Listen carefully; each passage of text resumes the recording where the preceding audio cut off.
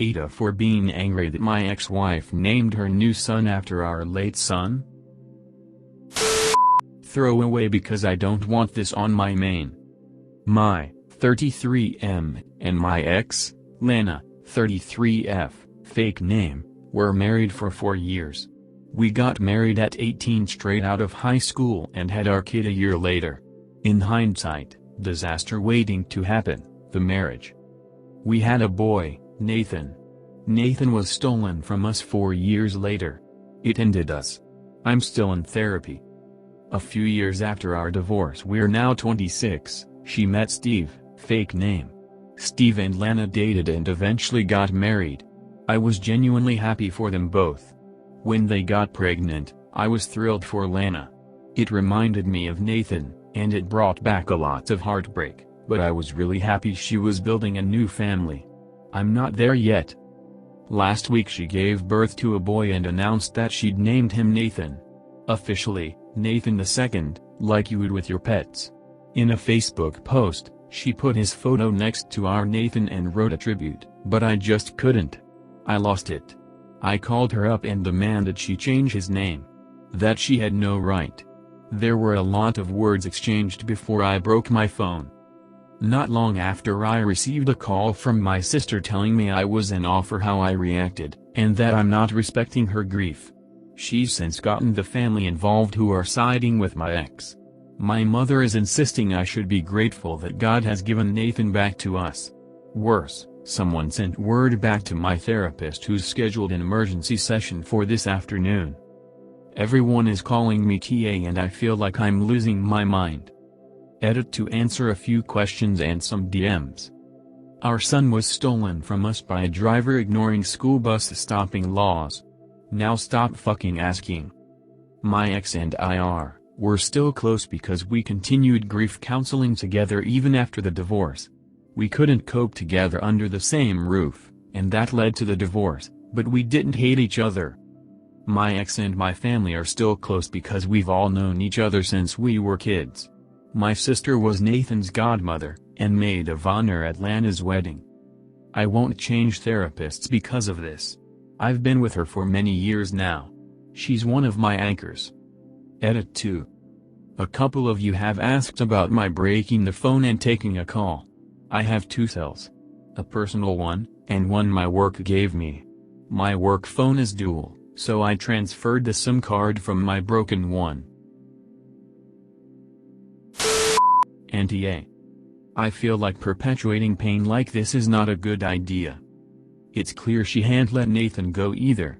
Just like you. I personally would never do this. People aren't reborn. They are gone when they are gone, and doing this just seems weird. I understand your frustration. Not to mention this may put unnecessary pressure on the child at a later date. It's already started. Op's mom is thankful God has given Nathan back. Right, like WTF. This isn't his child. I feel so sorry for the new dude. Just imagine the kind of undue burden that will be placed on him if his mother doesn't come to terms with her grief. Everything she had planned for her first boy will be doubled down on him.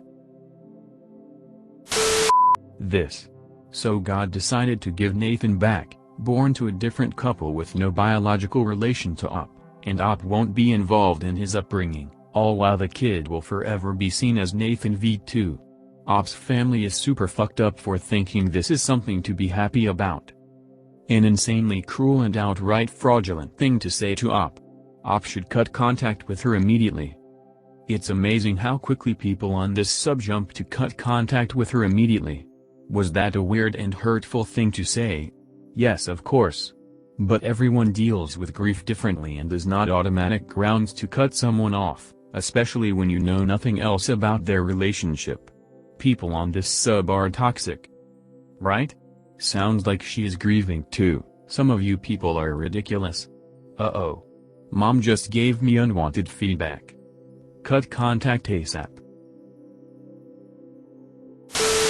Heck, I believe in some form of reincarnation, but it always creeps me the heck out when people do this kind of thing.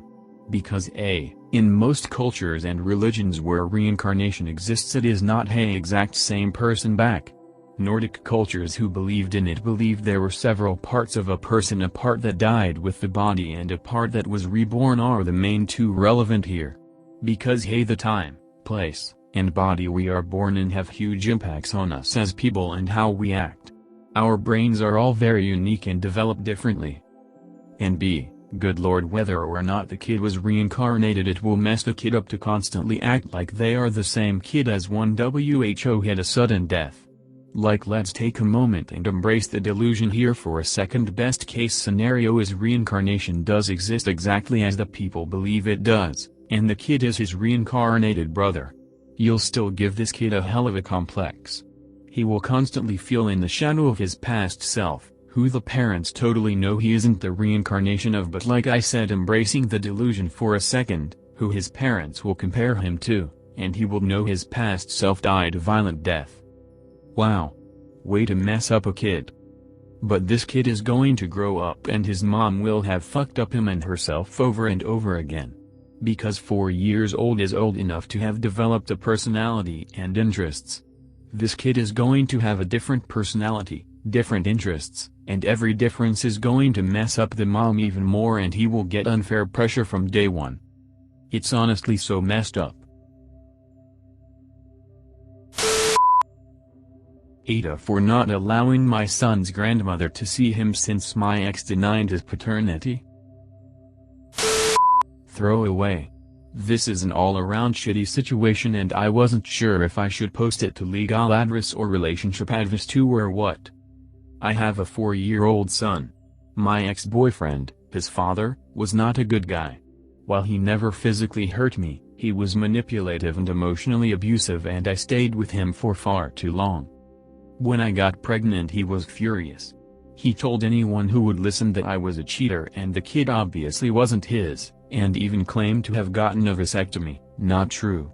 Most of my friends were his friends first and sided with him since they never saw his nasty side. In order to protect myself and my son I left my ex when I was 28 weeks pregnant and didn't look back.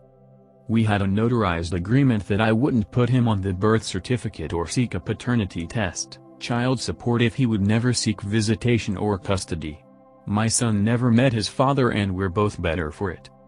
In February of this year my ex died in a motorcycle collision while under the influence.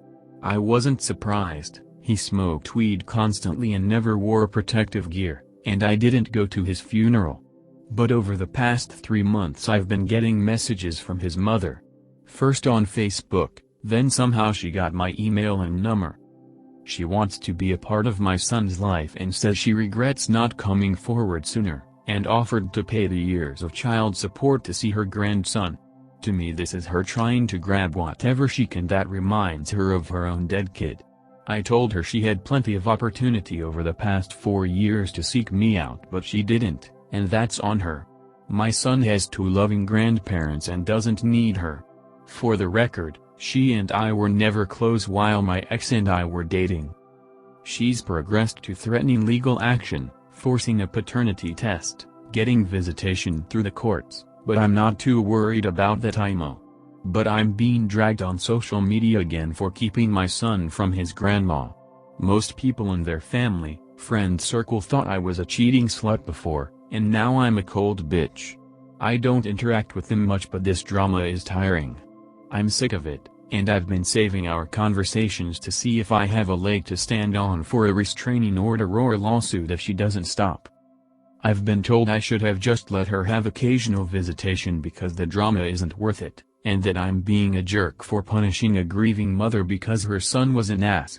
I think I'm right, but I know I'm 1000% biased.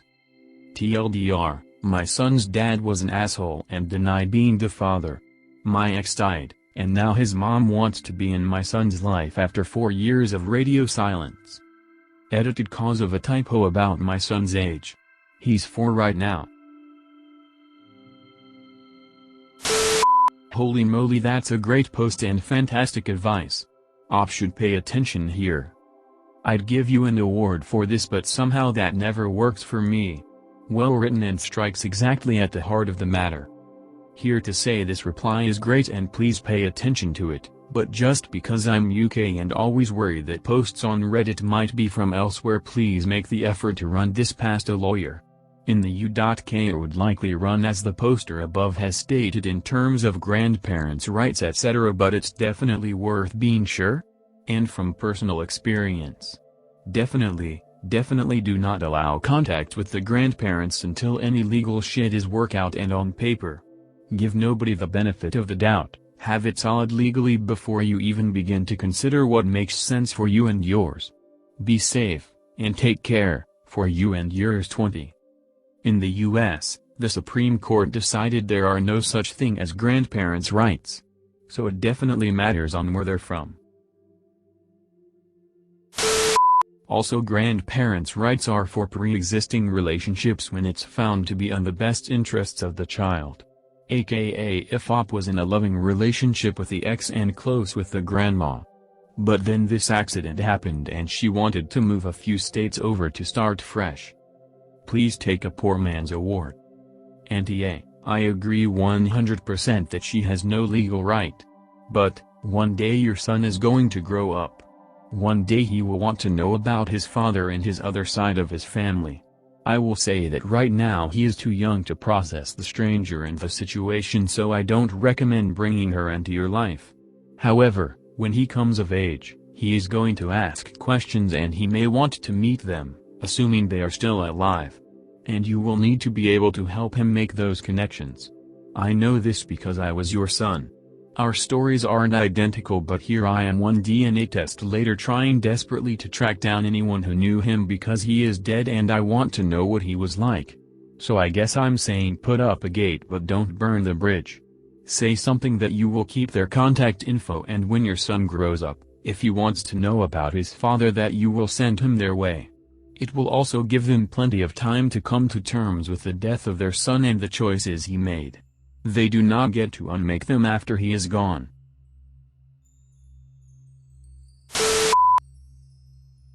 Thanks for listening so far. If story have an update, we will post here. Like, subscribe to our channel for upcoming stories.